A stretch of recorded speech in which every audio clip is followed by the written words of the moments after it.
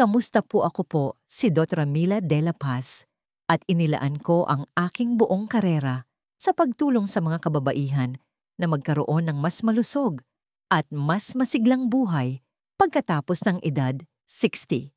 Ngayon gusto kong pag-usapan ang isang karaniwang alalahanin na marami sa atin ang kinakaharap madalas sa katahimikan at isang nakakagulat na simpleng paraan na maaring mag-alok ng tunay na pag-asa. Sinabi nila sa kanya na ito ay dahil lang sa katandaan.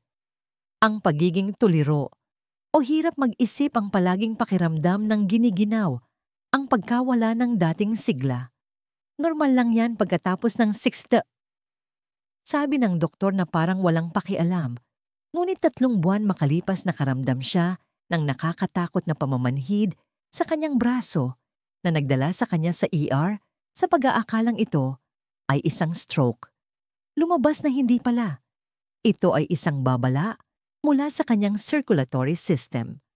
Walang nagsabi sa kanya na ang mahinang sirkulasyon ay hindi lang nagpapalamig ng iyong mga kamay. Tahimik nitong sinisira ang iyong enerhiya, ang iyong kumpiyansa, at ang iyong pakiramdam ng koneksyon sa mga taong mahal mo. Mahigit 30 taon na akong tumutulong sa mga kababaihan na muling makuha ang kontrol sa kanilang kalusugan, sigla, at oo ang kanilang kakayahang makaramdam muli ng pagiging malapit at minamahal. Libu-libong kababaihan na lampas sa samta na ang aking nagamot at isa lang ang masasabi ko ng may kasiguruhan. Ang pagtanda ay hindi ang problema. Ang tunay na problema ay ang hindi pinag-uusapan ng lahat at kung paano mababago ng mga simpleng hakbang ang lahat ng ito. Iniisip ng karamihan na ang baking soda ay para lang sa mga biskwit o panlinis. Ngunit kapag ginamit mo ito sa ganitong paraan, sa paraang ipapakita ko sa inyo, meron itong malakas na epekto sa daloy ng dugo, sa pagiging nababaluktot ng mga ugat, at sa antas ng nitric oxide. Tama po, isang bagay na nasa kusina ninyo ngayon ay maaaring ang nawawalang piraso para makaramdam na mas bata, mas buhay, at muling konektado sa inyong sariling katawan. At huwag mag-alala, hindi ko kayo babatuhan ng mga medikal na salitang mahirap intindihin. Igigiya ko kayo kung paano ito gumagana, bakit ito epektibo, at kung paano ito gamitin ng ligtas. Ngunit isang babala ang maling paggawa nito ay maaring magdulot ng masamang epekto, lalo na sa ating edad. Kaya manatili kayo dahil sa ilang sandali, ibabahagi ko ang paraan na tahimik na nagbabago ng buhay ng mga kababaihan na lampas 60 sa buong Pilipinas. Bago tayo magpatuloy kung mahalaga sa inyo ang ganitong uri ng praktikal at nakapagbabagong buhay na payong pangkalusugan, hinihikayat ko kayong pindutin ang subscribe button at i-on ang notifications. Sa ganoong paraan, hindi ninyo mapapalampas ang isa pang tip na idinisenyo para tulungan kayong maging mas malakas, mas konektado, at may kontrol sa inyong kalusugan. At kung sa tingin ninyo ay nakakatulong ito, sa ngayon i-type lang ang 1 sa mga komento. Kung hindi i-type ang 0. Ang inyong feedback ay tumutulong sa akin na gawin itong mas kapaki-pakinabang para sa inyo. Magsimula tayo sa katotohanan na hindi naririnig ng karamihan sa mga kababaihan na lampas 60 mula sa kanilang doktor at ito'y nagkakahalaga sa kanila ng higit pa sa kanilang inaakala. Ang tahimik na paghina ng daloy ng dugo na nagsisimula sa edad 50 ay hindi lang nakakaapekto sa inyong enerhiya. Dahan-dahan nitong sinisira ang inyong memorya, ang inyong mood, at ang inyong kakayahang makaramdam ng sigla, ng pagnanasa at koneksyon. Nagsisimula ito sa maliit na bagay.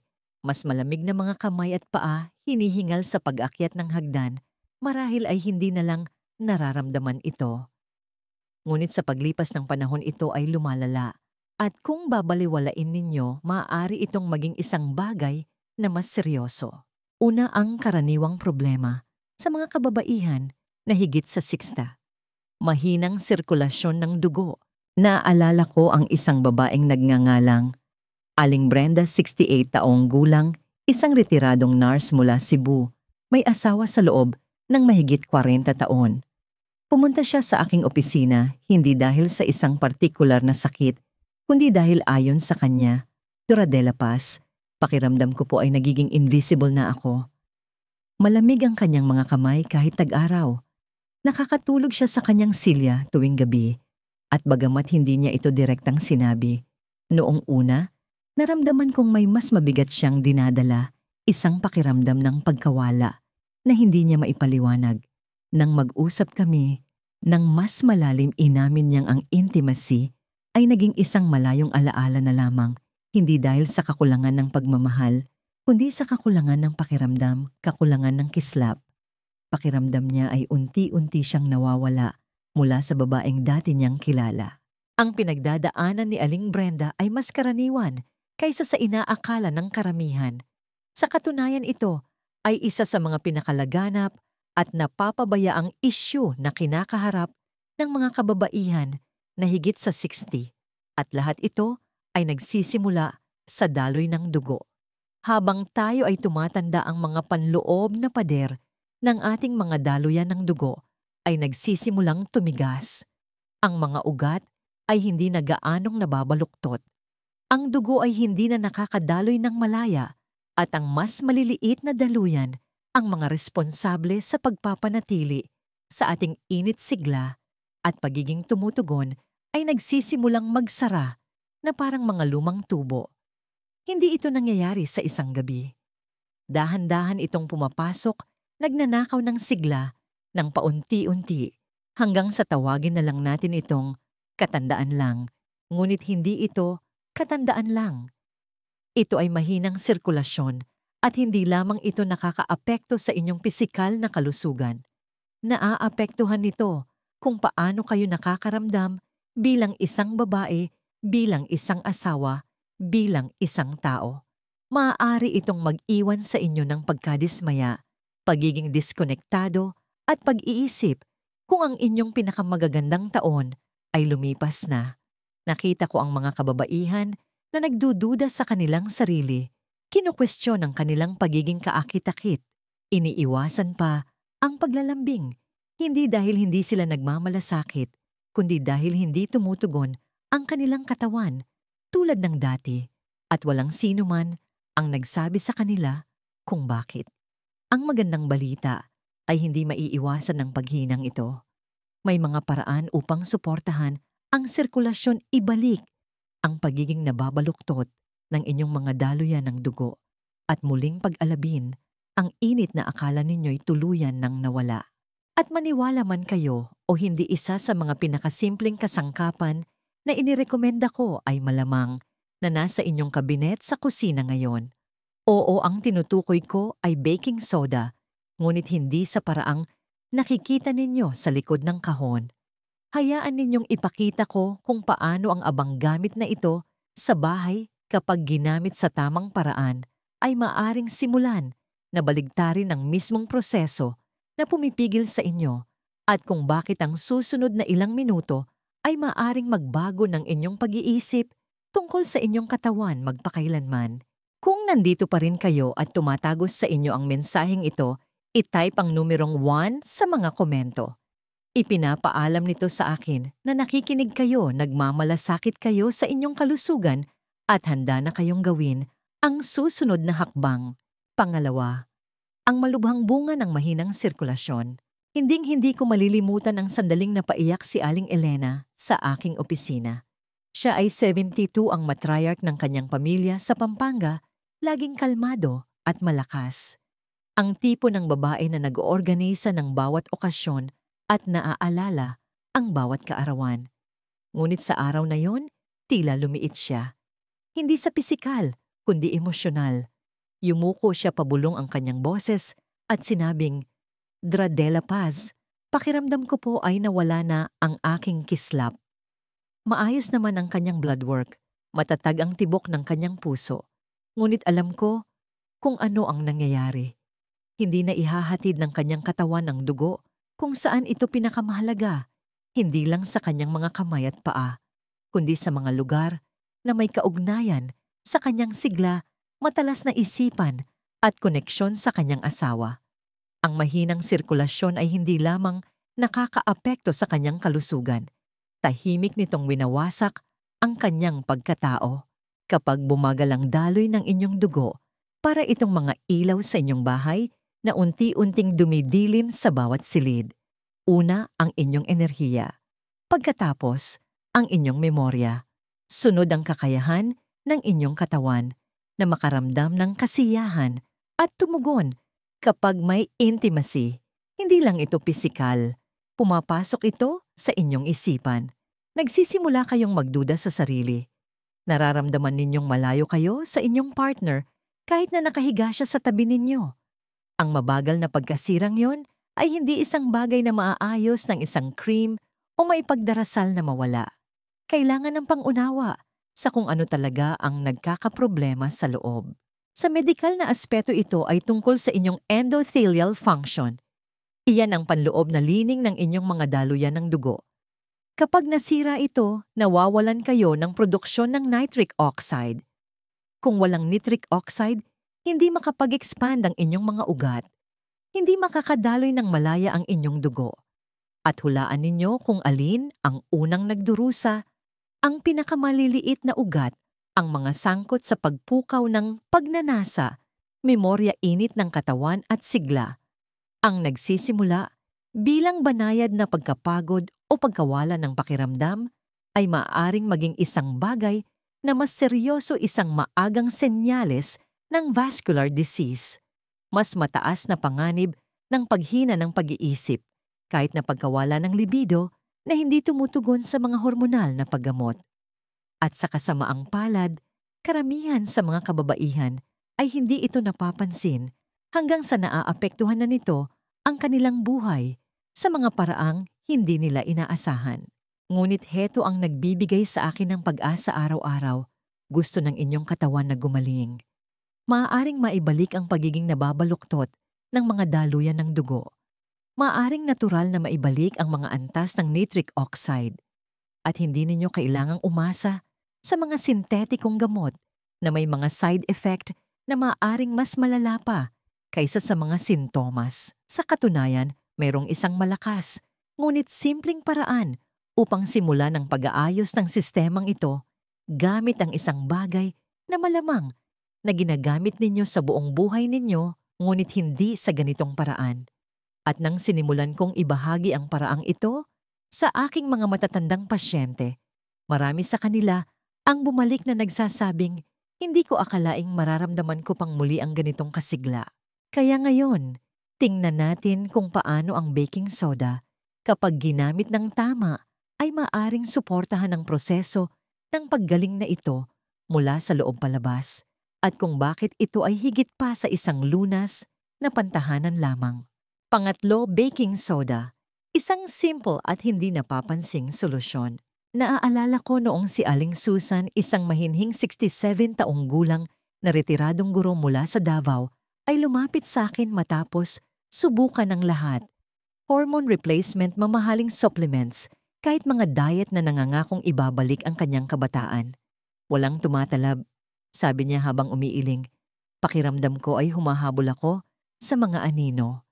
Pagod na siya hindi lang sa kanyang katawan, kundi sa kanyang espiritu. Tapos tinanong ko siya ng isang tanong na ikinagulat niya. Mayroon po ba kayong baking soda sa inyong kusina? Nagtaka siya. Para sa pagbe-bake po, ibig ninyong sabihin. Ngumiti ako. Opo, pero hindi lang para sa pagbe-bake.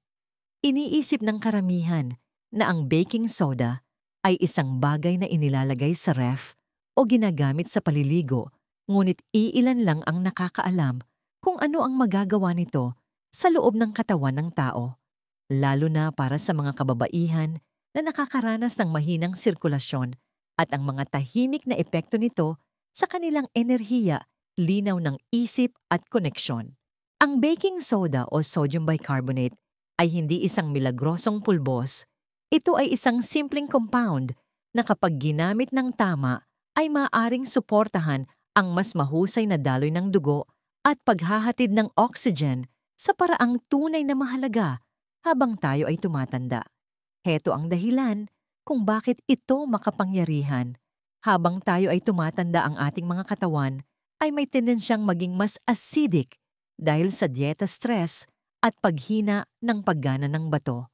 Ang acid buildup na yon ay maaring magpasikip ng mga daluyan ng dugo at magbawas ng pagkakaroon ng oxygen, dalawang bagay na tiyak na ayaw ninyo kung nahihirapan na kayo sa sirkulasyon.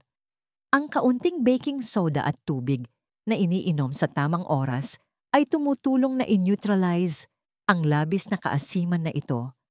Dahan-dahan nitong binabalanse ang pH ng katawan na nagpapahintulot sa dugo na dumaloy ng mas malaya. Ang mas malayang sirkulasyon ay madalas na nangangahulugang mas maraming enerhiya, mas malinaw na pag-iisip at mas maraming init at pagtugon kahit sa mga lugar na akala ninyo'y wala ng pag-asa. Nakita ko ang mga kababaihan tulad ni Aling Susan na nagsimulang gamitin ito sa ilalim ng gabay at napansin ng maliliit, ngunit makabuluhang pagbabago, mas maraming enerhiya sa umaga, mas kaunting brain fog, isang kislap ng interes na bumabalik kung saan dati ay may katahimikan. Siyempre, hindi ito isang lunas sa lahat at hindi nito pinapalitan ang malusog na mga gawi. Ngunit para sa marami ito ang naging simula ng isang tunay na pagbabago. Ang katawan, kapag nasuportahan ng maayos, ay nagsisimulang tumugon at sa ilang mga kaso, higit pa sa kanilang inaasahan. Ngunit kailangan kong maging tapat ang gumagana ng dahan-dahan kapag ginawa ng tama ay maaring makasama kapag minadali hinulaan o ginamit ng mali. Dito nagiging komplikado at posibleng mapanganib ang mga bagay. Kaya bago ninyo abutin ang kahon at magsimulang magtimpla, may isang napakahalagang bagay na kailangan ninyong malaman. Hayaan ninyong igiya ko kayo kung paano gamitin ang baking soda ng ligtas at kung ano ang dapat iwasan upang hindi ninyo aksidenteng palalain ang mga bagay habang sinusubukang bumuti. Pang-apat ang panganib ng maling paggamit nito. Magiging tapat ako sa inyo. Nakita ko na ang dalawang panig ng baking soda. Nakita ko itong tumulong sa mga kababaihan na bawiin ang kanilang sigla at kumpiyansa. At nakita ko rin itong magdulot ng kapahamakan kapag ginamit ng walang ingat. Isang pasyente si Aling Patricia, 70 taong gulang, masigla naglalaro pa rin ng tennis 2 beses sa isang linggo sa Makati. May nakita siya online tungkol sa baking soda na nagpapabuti ng daloy ng dugo at naisip, bakit hindi? Kaya nagsimula siyang uminom ng 1 kutsarita tuwing umaga at isa pa sa gabi iniisip na mas marami ay mas mabilis ang resulta. Sa loob ng 1 linggo na maga, ang kanyang tiyan pumalo, ang kanyang blood pressure, at napunta siya sa ER na may palpitations at pagkalito. Ang kanyang mga bato kidneys na mas nagtatrabaho na sa kanyang edad ay hindi kinaya ang sobrang sodium. Ang baking soda ay hindi mapanganib sa kanyang sarili, ngunit nagiging mapanganib ito kapag itinuturing ng mga tao na isang mabilisang lunas nang hindi nauunawaan kung paano ito gumagana. Hindi ito tulad ng pag-inom ng bitamina. Ito ay isang makapangyarihang compound na nakakaapekto sa internal na chemistry ng inyong katawan, lalo na sa inyong mga antas, ng pH balanse ng likido at dami ng sodium. At para sa mga matatandang kababaihan, lalo na sa mga umiinom ng gamot sa presyo ng dugo o may anumang sensitibidad sa bato, ang balanseng iyon ay marupok. Ang katawan ay gumagana tulad ng isang pinong instrumento sa edad na ito.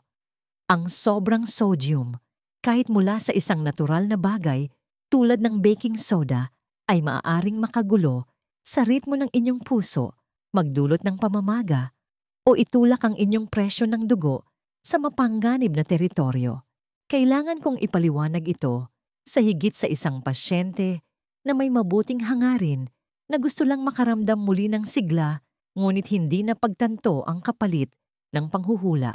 Ang magandang balita ay ang mga panganib na ito ay ganap na maiiwasan kung gagamitin ninyo ito sa tamang paraan. At ang tama ay hindi lang nangangahulugang mas maliit na kutsara. Nangangahulugan ito ng tamang oras, sapat na hydration pag-unawa sa inyong mga gamot at pagbibigay pansin sa kung paano tumutugon ang inyong katawan. Nangangahulugan ito ng pagtatanong ng mga tamang katanungan, hindi pagmamadali, para sa mga resulta at pakikipagtulungan sa inyong katawan, hindi laban dito. Lagi kong sinasabi sa aking mga pasyente, dahil lang natural ang isang bagay, ay hindi nangangahulugang automatiko itong ligtas sa anumang dami. Ang tubig ay natural, ngunit uminom ng sobra-sobra, ng mabilis, at maaari pa rin itong makasama sa iyo.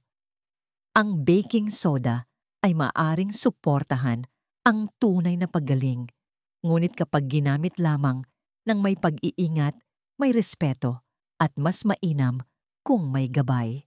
Ngayon kung kasama ko pa rin kayo, alam kong hindi kayo naghahanap ng shortcut. Naghahanap kayo ng isang bagay na gumagana, isang bagay na tumutulong sa inyong maramdaman muli ang inyong sarili nang hindi inilalagay sa panganib ang inyong kalusugan. Kaya hayaan ninyong ipakita ko kung paano ito gawin sa tamang paraan. Dahil sa susunod na sandali, igigiya ko kayo sa eksaktong paraan na ginagamit ko sa aking sariling mga pasyente, ang ligtas na oras, ang tamang dosis, at isang mahalagang sikreto na gumagawa ng lahat ng pagkakaiba. Panlima, paano ito gamitin ng ligtas? Kapag pinag-uusapan ko ang baking soda sa aking mga pasyente, ang una nilang tanong ay halos palaging pareho. Sige po, Dr. De La Paz, pero paano ko po ba ito aktwal na gagamitin? At iyan ang tamang itanong dahil tulad ng nakita natin ang pagkakaiba sa pagitan ng pagtulong sa inyong katawan at pagsira dito ay nakasalalay sa para sa karamihan ng mga pangkalahatang malusog na kababaihan na higit sa 60, ang pinakaligtas na simulan ay isang kapatyam-sator na kutsarita lamang ng baking soda na hinalo sa isang buong baso ng tubig na iniinom kapag walang laman ang tiyan. Pinakamainam unang bagay sa umaga, hindi pagkatapos kumain, hindi bago matulog, at tiyak na hindi maraming beses sa isang araw. Isang beses lang. Maaaring maliit ito pakinggan, ngunit maniwala kayo, pagdating sa inyong panloob na balanse, ang maliit ay matalino. Naaalala ko ang isa sa aking mga pasyente, si Aling Diana, na 74 taong gulang at nahihirapan sa pagkaubos ng enerhiya sa hapon at mga isyu sa sirkulasyon na nagpaparamdam sa kanya na malabo ang isip at mabagal. Sinimulan namin siya sa simpleng protocol na iyon, isang kapatwang beef hack na kutsarita. Tuwing umaga walang laman, ang tiyan isang buong baso ng tubig. At sa loob ng 3 linggo, sinabi niya sa akin, "Hindi ko po alam kung ano ito, doktora, pero mas malinaw po ang isip ko, mas matatag. At hindi na nagyeyelo ang mga kamay ko. Ngayon, heto ang isang bagay na hindi iniisip ng karamihan, hydration. Ang baking soda ay pinakamahusay na gumagana kapag ang inyong katawan ay well-hydrated. Ibig sabihin, uminom ng tubig sa buong araw, hindi lang kapag nauuhaw. Kapag ang inyong dugo ay well-hydrated, bumubuti ang sirkulasyon, mas madaling naglalakbay ang oxygen, at ang inyong mga organo, kabilang ang mga responsable sa pakiramdam na masigla at konektado, ay mas mahusay na gumagana. Kaya huwag lang mag-focus sa baking soda mismo. Isipin ito bilang bahagi ng isang mas malaking pagbabago sa kung paano ninyo inaalagaan ang inyong katawan. At kung kayo ay umiinom ng mga gamot, lalo na para sa alta presyon puso o mga issue sa bato, laging makipag-usap muna sa inyong doktor. Hindi ito tungkol sa takot, ito ay tungkol sa respeto. Ang inyong katawan ay dumaan na sa mga dekada ng buhay. Nararapat itong bigyan ng maingat na atensyon. Hindi ninyo mamanihuhin ang isang klasikong kotse nang hindi muna tinitingnan ng makina.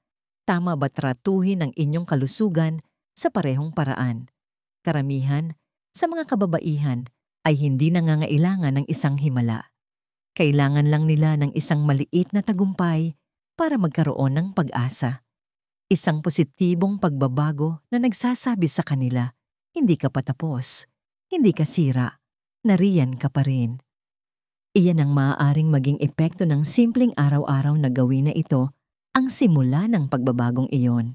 Ngayon, Kung lahat ng ito ay mukhang may pag-asa, manatili pa kayo ng kaunti dahil sa huling bahagi, ibabahagi ko ang kwento ng isang 70 taong gulang na babae na gumamit ng eksaktong paraang ito at isang maliit na karagdagan na nagdala sa kanyang mga resulta sa isang bagong antas.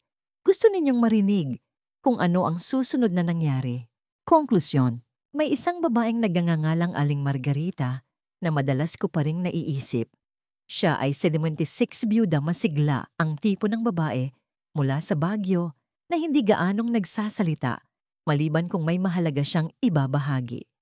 Nagpunta siya sa akin matapos marinig ang tungkol sa baking soda sa pamamagitan ng kanyang book club. Hindi siya naghahanap ng himala. Gusto niya lang maramdaman muli ang kanyang sarili, mas buhay, mas present. Marahil ay may kakayahan pang makahanap muli ng kasama. Sinimulan namin siya sa parehong routine na ibinahagi ko sa inyo kanina. Isang maliit na dosis ng baking soda sa umaga, maingat na hydration, pagmamasid sa mga senyales mula sa kanyang katawan. Ngunit nagdagdag siya ng isang bagay na gumawa ng lahat ng pagkakaiba, pagiging tuloy-tuloy o consistency. Hindi niya lang ininom ang timpla ng isang beses at kinalimutan na ito. Nirespeto niya ang proseso. Binigyan niya ng oras ang kanyang katawan para tumugon. Sa loob ng ilang linggo ang mga pagbabago ay hindi dramatiko, ngunit tuloy-tuloy.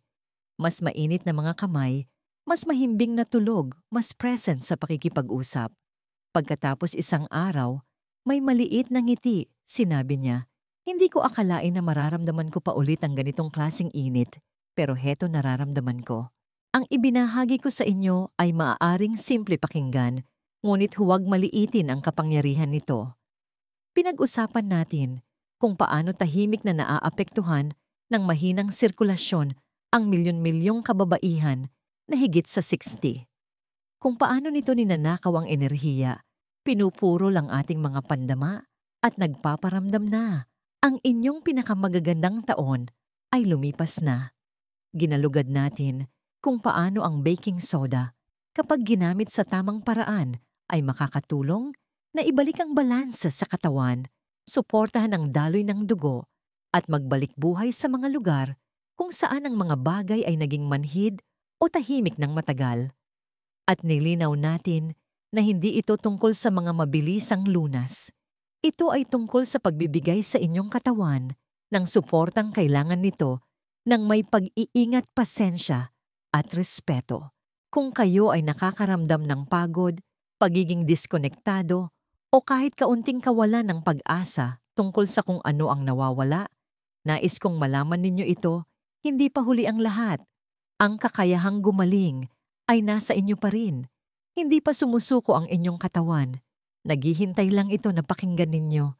Kaya narito ang isang mahalagang aral sa buhay mula sa aking mga taon bilang isang doktor. Ang pinakamaliliit na tuloy-tuloy na pagbabago na ginagawa ng may pangunawa at respeto sa inyong katawan ang siyang madalas na nagdudulot ng pinakamalalim at pangmatagalang mga resulta. Bihira itong tungkol sa mga engrandeng kilos, kundi tungkol sa tahimik na pangako sa inyong sariling kapakanan. Marahil ang maliit na pagbabagong ito ang inyong lugar upang magsimula. Isang baso, isang gawi, isang tahimik na desisyon na seryosohin ang inyong kalusugan, ang inyong enerhiya at ang inyong kumpiyansa. Hindi balang araw kundi ngayon. Dahil hindi pa kayo tapos, mahalaga pa rin kayo. At marami pang buhay na dapat maramdaman. Kung ito ay tumagos sa inyo, mangyaring ibahagi ang inyong mga saloobin sa mga komento sa ibaba. Isaalang-alang ang pag-subscribe para sa higit pang mga kaalaman sa kalusugan at mangyaring ibahagi ito sa sino mang mga kaibigan o kamag-anak na maaaring makahanap nito na makakatulong. Mahalaga ang inyong paglalakbay sa kalusugan.